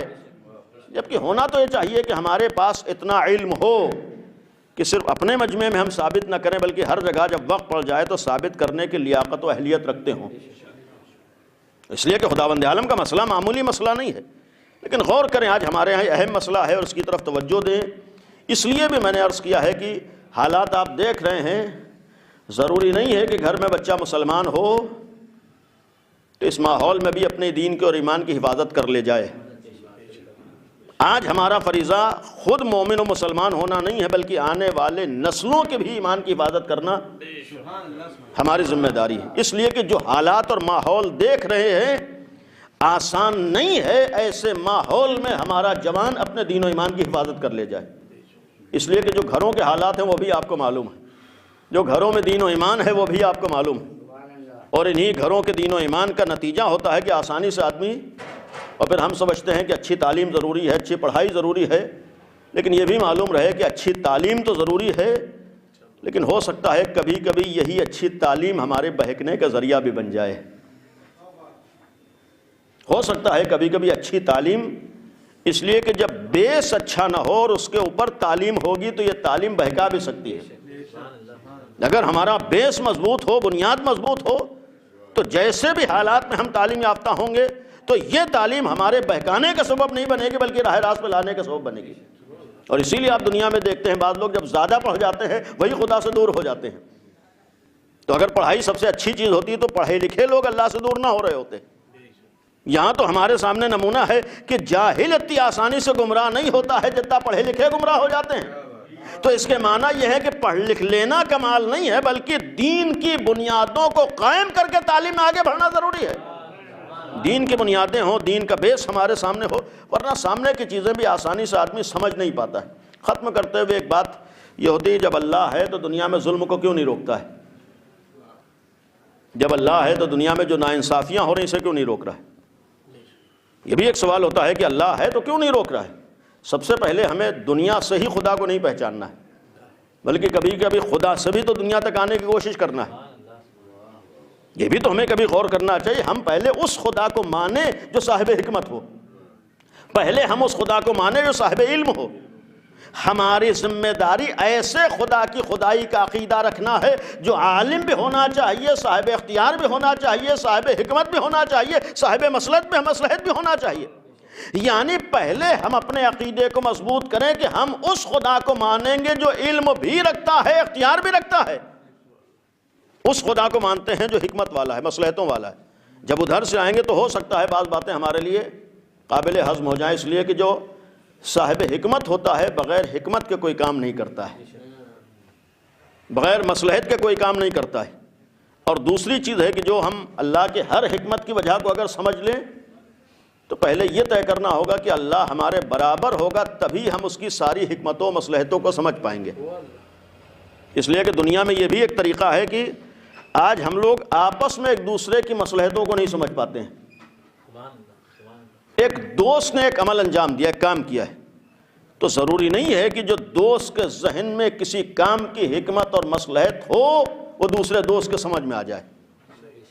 اس کا ایک سامنے کا اور نمونہ، مثلا آج ماں باپ اپنے اولاد سے محبت کرتے ہیں۔ انصاف سے بتائیے آج جتنے نوجوان ہیں کیا وہ اپنے ماں باپ کی محبت والی تمام مصلحتوں کو سمجھ جاتے ہیں؟ آج کیا ہر نوجوان، ہر اولاد اپنے ماں باپ کی محبتوں والے فیصلوں کو سمجھ جاتے ہیں؟ نوبت تو یہاں تک آتی ہے کہ ایک بیٹا ہو کر سوچتا ہے کہ باپ نے ہماری مخالفت کی ہے، بیٹا ہو کر سوچتا ہے کہ باپ نے ہمیں پریشان کیا، لیکن بیٹے کو نہیں معلوم ہے کہ یہ جو پریشانی وہ سمجھ رہا ہے یہ پریشانی نہیں ہے بلکہ یہ بھی ایک محبت کا انداز ہے جو باپ نے رکھا ہے۔ آج کے اس سردی کے موسم میں جب ماں باپ صبح بچے کی نیند خراب کر کے اسے بھاری بوجھ لدا کر اسکول بھیجتے ہیں تو بچہ تو کم سنی میں سوچتا ہے کہ ہمیں سونے نہیں دیا ہے، ہمیں پریشان کیا ہے، اسے نہیں معلوم ہوتا ہے کہ ماں باپ نے کس لیے بوجھ ڈالا ہے۔ یہ تو وجہ یہ ہوتی ہے کہ جو ماں باپ کی صلاحیتیں ہیں وہ بچوں کی صلاحیت نہیں ہے، لہٰذا یہ بچہ باپ کی مصلحتوں کو سمجھ نہیں پا رہا ہے۔ انصاف سے بتائیے جب ایک مخلوق دوسرے مخلوق کی ساری مصلحتوں کو نہ سمجھ پائے تو کیا ہم مخلوق ہو کر خالق کی ساری مصلحتوں کو سمجھ سکتے ہیں؟ کیا ہو سکتا ہے کہ اللہ کی ساری باتیں ہماری سمجھ میں آ جائے؟ جب وہ ہمارا خدا ہے، جب وہ ہمارا خالق ہے، اس کی مصلحتیں ہیں، پہلے ہمیں یہ یقین کر لیں کہ یہ کوئی گارنٹی نہیں ہے کہ اللہ کے ہر فیصلے کی وجہ ہماری سمجھ میں آ جائے۔ کیوں کیا ہے وہ جانتا ہے، کس لیے کیا ہے وہ اس کو معلوم ہے۔ لہذا سب سے پہلی چیز ہے کہ ہم سمجھ لیں۔ دوسری چیز یہ بھی تو ہوتی ہے کہ اللہ نے ہم کو انسان بنایا ہے اور انسان بنا کر ہم کو اشرف المخلوقات بنایا۔ باتیں بہت سی تھیں لیکن آخری بات ہے ہم اشرف المخلوقات ہیں، اور ہماری انسانیت اور اشرفیت کے ایک معنی یہ بھی ہے کہ اللہ نے انسان کو صاحب اختیار بنایا ہے۔ اللہ نے انسان کو مجبور نہیں بنایا ہے۔ اگر اللہ انسان کو مجبور بنا دے تو پھر اشرف المخلوقات نہیں ہو پائے گا۔ مجبوری میں کسی کو کمال دے دینا اور ہوتا ہے، اور اختیار سے کسی کو صاحب کمال تک بننے کے لیے اسے چھوٹ دے دینا یہ اور ہوتا ہے. یعنی جب اللہ نے ہمیں صاحب اختیار بنایا ہے، اختیار دے کر دنیا میں بھیجا. یہ تو غلط نظریہ حتیٰ بعض مسلمانوں کے درمیان بھی آ گیا کہ اللہ نے مجبور رکھا ہے. اگر مجبور بن جائیں تو ہم انسان نہیں ہیں. اگر مجبور ہو جائیں تو ہمارے اور جانوروں میں فرق نہیں رہے گا. اگر مجبور ہو جائیں تو اللہ کی طرف سے کسی طریقے کے فیصلے اور سزا اور جزا کا کوئی تصور باقی نہیں رہے گا. اگر مجبور ہو جائیں تو دنیا میں سب برابر ہو جائیں گے. اگر مجبور ہو جائیں تو حرملا میں کوئی فرق واضح نہیں ہو سکتا ہے. اگر مجبور ہو جائیں تو امام حسین اور یزید میں کوئی فرق نہیں ہو سکتا ہے. اختیار ہی سے تو پتہ چلتا ہے کون حسین ہے اور کون یزید ہے. اختیار ہی سے تو پتہ چلتا ہے کہ ایک جگہ پر کون حر بن رہا ہے اور کون حرملا بن رہا ہے. یہ تو انسان کے اختیار میں، خود انسان کو فیصلہ کرنا ہے. چونکہ انسان مختار ہے تو اللہ جو ہے انسان کے اختیارات کو سلب نہیں کرتا ہے. جبکہ یہ بھی بہرحال طولانی بحث ہے. اللہ کے اختیار میں ہم ہیں، اس کے باوجود اللہ ہمارے اختیارات کو سلب نہیں کرتا ہے. اللہ کے پاس اتنی طاقت ہے کہ یزید کے ہاتھ کو روک لے، لیکن یہ اس کی مصلحت ہے کہ یزید کے ہاتھ کو نہیں روکتا ہے. ایسا نہیں ہے کہ اللہ کے پاس طاقت نہیں. اگر اس نے قوت دی ہے تو ادھر سے رابطہ ہے. میں مثال کے طور پر بول رہا ہوں، ابھی جو میں بول رہا ہوں اسی وقت تک بول سکتا ہوں جب تک وہ ہمارا معبود چاہے گا. ابھی وہ نہ چاہے میں نہیں بول سکتا ہوں. اب ظاہر سی بات ہے کیا بولنا ہے، برے الفاظ زبان پر لانا ہے یا اچھے الفاظ زبان پر لانا ہے. قوت اس نے دی ہے، طاقت اس نے دی ہے، اختیار اس نے دیا، اور ابھی بھی ادھر سے ہمارا رابطہ ہے. لیکن کیا بولنا ہے اس کے لیے اس نے ہمیں مختار بنا دیا ہے.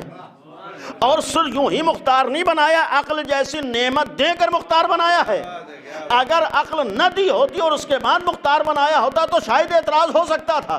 اب اللہ نے عقل جیسی نعمت دے کر مختار ہی نہیں بنایا ہے بلکہ ہمارے سامنے صحیح اور اچھا راستہ بھی بتا دیا ہے. انا ہدیناہ السبیل، ہم نے سبیل ہدایت کر دیا ہے. اب یہ تمہاری ذمہ داری عقل کا استعمال کرتے ہوئے اس راستے پر چلو جو تمہیں فائدہ پہنچا رہا ہے، یا عقل کا استعمال نہ کر کے اس راستے کو اختیار کر لو جو تمہیں نقصان پہنچا رہا ہے. تو صاحب اختیار اس نے ہمیں بنایا ہے، اور صاحب اختیار بنا کر ابھی بھی وہ اختیار دیے ہوئے ہے. لیکن اس نے ہمارے لیے راستے بھی دکھا دیا، اب عقل کا استعمال کروایا ہے. اور یہی تو جانور اور انسان میں فرق ہے کہ جانور کے پاس عقل نہیں ہے، انسان کے پاس عقل ہے. جانور کے پاس عقل نہیں ہے، ہمارے پاس عقل ہے.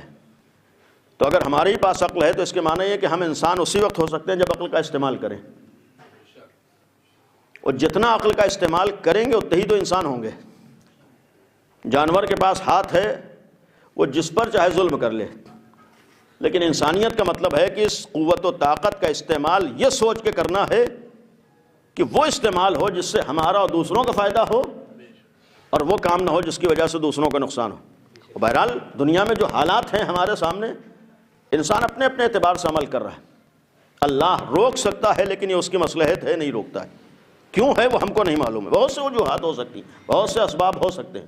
ہو سکتا ہے کچھ لوگوں کی غیرتوں کا امتحان بھی ہو.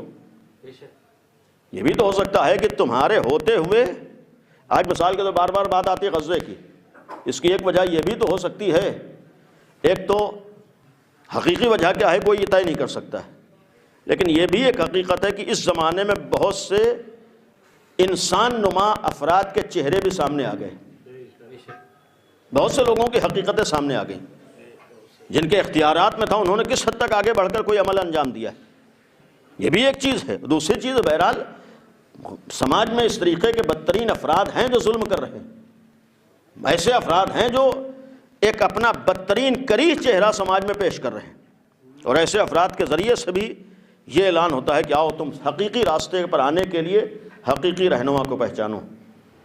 جہاں یزید و متوکل جیسے افراد اپنا کریہ چہرے و کردار کو پیش کر رہے ہوں، وہاں تمہاری سمجھ میں آ سکتا ہے کہ حقیقی رہنما کسے کہتے ہیں، حقیقی راستہ کسے کہتے ہیں، اور حقیقی نجات کا تمہیں پیغام کہاں سے مل سکتا. اور اس کے لیے پھر جب گلے کٹنے کی بھی بات آتی ہے تو یہ گلے کٹا کر بتاتے ہیں کہ ہمارا مشن کتنا عظیم ہے. اور آج ایک عزیز کے لیے ہم بے چین ہو جاتے ہیں. یہاں اپنے بھرے گھر کو قربان کر کے یہ پیغام دیتے ہیں کہ ہمارے ہاں مشن اتنا بڑا ہے کہ ہم بھرے گھر کا قربان ہونا گوارا کر لیں گے، لیکن کسی الہی مشن پر آنچ آ جائے، یہ کوئی طاغوتی مشن کامیاب ہو جائے، اسے گوارا نہیں کر سکتے ہیں۔ ایک مرد مومن کے ایصال ثواب کی مجلس ہے، باپ کے ایصال ثواب کی مجلس ہے، اولاد کو احساس یتیمی بے چین کرتا ہے، تڑپا دیتا ہے۔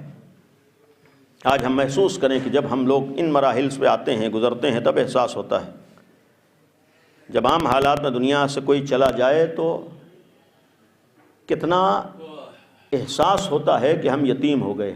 اب آپ سوچئے کوئی اختیار کے ساتھ دنیا سے جا رہا ہو تو اس کے معنی ہے کہ اس کی نظر میں مشن کتنا بڑا تھا کہ جس کی وجہ سے اس نے اپنے عزیزوں کے جنازے اٹھائے۔ آپ کربلا محسوس کیجئے جہاں ایک دوپہر میں بھرا گھر اجڑ گیا ہو، جہاں کون ایسا عزیز ہے جو نگاہوں کے سامنے سے نہیں رخصت ہوا ہے؟ کون ایسا داغ ہے جو کربلا والوں نے برداشت نہیں کیا ہے؟ کربلا وہ جگہ ہے کہ جہاں پر آپ کو ہر طرح کے امتحانات دکھائی دیں گے، ہر طرح کے منزلیں۔ اور اب عبداللہ الحسین کا آخری لمحات میں ایک جملہ تھا کہ معبود حسین کو یہ یقین ہے کہ تو دیکھ رہا ہے۔ امام حسین نے آخری منزلوں پر یہ جملہ فرمایا، حسین کو یہ یقین ہے کہ تو دیکھ رہا ہے، جو بھی امتحان ہے تیری نگاہوں کے سامنے۔ اس کے معنی یہ تھے کہ اگر یہ تصور خدا نہ ہوتا تو اتنا بڑا امتحان دینا ایک انسان کے لیے ناممکن ہے۔ اس لیے کہ جب ہم ایک جدائی کو برداشت نہیں کر پاتے ہیں تو اپنے نگاہوں کے سامنے اپنے عزیزوں کو شہید ہونے کے لیے بھیج دینا اور پھر ان کے لاشوں کو ہاتھوں پر اٹھا لانا یہ آسان نہیں ہے۔ یعنی آپ سوچئے کہ کبھی اون محمد جیسے بھانجوں کو اجازت دے رہے ہیں، جانتے ہیں کہ ابھی جائیں گے تو پھر شہادت ہوگی اور لاشیں ہاتھوں پر ہوں گی۔ کیا امام حسین کے لیے آسان تھا اون محمد جیسے بھانجوں کے لاشوں کو اٹھا لیں؟ کیا امام حسین کے لیے آسان تھا کہ جناب قاسم جیسے بھتیجے کے پامال شدہ لاشے کو مقتل سے اٹھا لیں؟ کیا اب عبداللہ الحسین کے لیے آسان تھا کہ عباس جیسے بھائی کو اپنی نگاہوں کے سامنے مقتل میں بھیج دیں؟ اب جس وقت عباس جیسے بھائی کے سرانے پہ کھڑے ہوں تو دل پہ کیا گزرتی ہے؟ انسان اس کے بعد قدم آگے نہیں بڑھا سکتا ہے۔ اتنے امتحانات کے بعد پھر 18 سال کے جوان کو نگاہوں کے سامنے الوداع کہہ رہے ہوں، 18 سال کے جوان کو خدا حافظ کہہ رہے ہوں، اور ابھی خدا حافظ کہہ کے بیٹھے ہیں وہی جوان بیٹا آواز دے رہا ہے بابا میرا آخری سلام قبول کرو۔ ایک باپ جو مسلسل لاشوں پہ لاشیں لا رہا ہو اور پھر 18 سال کا جوان اپنے بابا کو آواز دے رہا ہو، اور پھر اب عبداللہ الحسین اسی کڑیل جوان کے جنازے پر کھڑے ہوئے دکھائی دے رہے ہیں۔ کون دنیا کا انسان ہے جو برداشت کر لے گا؟ کون انسان ہے جو ان مراحل سے گزر جائے گا؟ اور صرف یہیں پر آ کر امتحانات ختم نہیں ہو گئے، ابھی جس نے 18 سال کے جوان کا جنازہ اٹھایا ہو اس کے ہاتھوں کے اوپر 6 مہینے کے بچے کا جنازہ ہو۔ آج جناب علی اصغر کا تذکرہ دوسروں کے سامنے کیجئے، آنکھوں میں آنسو آ جاتے ہیں۔ جناب علی اصغر کے مصائب غیروں سے بیان کیجئے، لوگ رو دیتے ہیں۔ جہاں ایک 6 مہینے کے بچے کی شہادت دوسروں کو متاثر کر دیتی ہو، وہاں حسین جیسے باپ کے لیے ایک 6 مہینے کے بچے کی قربانی کو دیکھ لینا، اور وہ بھی اتنی قربانیوں کے بعد قربانی ہو، یہیں پر منزل آتی ہے کہ مولا حسین نے فرمایا اے معبود یہ تیری نگاہوں کے سامنے امتحان ہے، شاید وجہ یہ تھی خدایا اگر تیرا تصور نہ ہوتا، معبود اگر تیرے لیے قربانیاں نہ ہوتی تو یہاں تک آ جانا آسان نہ تھا، یہاں تک برداشت کر لینا آسان نہ تھا۔ اور خود بھی جب یہ قربانیاں دے چکے اپنی ذات کو اللہ کی بارگاہ میں پیش کیا، معبود اب یہ حسین تیری بارگاہ میں حاضر ہو رہا ہے، اے پروردگار یہ حسین تیری بارگاہ میں آیا ہے، معبود میں نے ساری قربانیاں تیرے لیے پیش کی ہے۔ ایک وقت وہ آتا ہے کہ آوازیں غیبی آتی ہے، تلواریں چلنا شروع ہوئی، نیزے مارے جانے لگے، چاروں طرف سے تیر برسائے جا رہے ہیں، درمیان میں علی کا بیٹا ہے، نبی کا نواسا ہے، چاروں طرف سے حملے ہو رہے۔ ایک وقت وہ بھی آیا کہ اب عبداللہ الحسین کو گھوڑے پہ سنبھلا نہ گیا، گھوڑے سے زمین کی طرف آئے، اب کسے آواز دیں، اب تک کوئی بھی گرا، اس نے مولا کو مدد کے لیے پکارا ہے، اب یہ آخری منزل ہے، مولا گھوڑے سے زمین پہ آتے ہیں، عجب نہیں ایک دکھیاری ماں آئی ہو، اے میرے لال حسین میں نے تجھے چکیاں پیس کے پالا ہے۔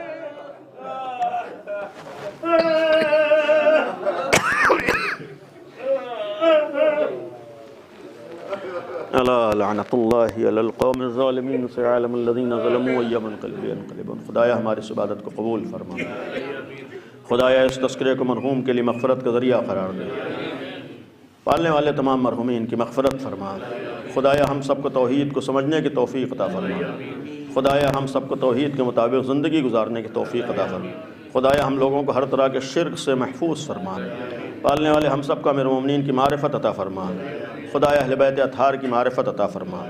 معبود اہل بیت کا واسطہ اس عظیم مہینے کا واسطہ تمام مومنین کی حاجتوں کو قبول فرما۔ خدا سب کی پریشانیوں کو دور فرما۔ خدا جو لوگ بیمار ہیں، مریض ہیں، بالخصوص بعض مومنین کے لیے خصوصی طور پر التماس دعا ہے، پروردگار اہل بیت کے صدقے میں تمام مریضوں کو شفائے کامل اور عاجل عنایت فرما۔ خدا جو مومنین دنیا سے گزر چکے ان سب کی مغفرت فرما۔ خدایا ہم لوگوں کو والدین کے احسان کو سمجھ کر ان کے ساتھ حسن سلوک کی توفیق عطا فرما۔ خدا اس پرآشوب دور میں ہمارے جوانوں کے بچوں کی حفاظت کر فرما۔ خدایا ہم لوگوں کو دین کو سمجھ کر اس پر عمل کرنے کی توفیق عطا فرما۔ خدایا امام زمانہ کے ظہور میں تعجیل فرما۔ گزارش ایک دفعہ سورہ فاتحہ کی تلاوت فرما کر جملہ مرحومین مومنین مومنات اور مرحوم جن کے صالح ثواب کی مجلس تھی ان کو ایصال کر دیں۔ بسم اللہ الرحمن الرحیم الحمد للہ رب العالمین الرحمن الرحیم مالک یوم الدین ایاک نعبد و ایاک نستعین اهدنا الصراط الذین انعمت علیہم غیر المغضوب علیہم۔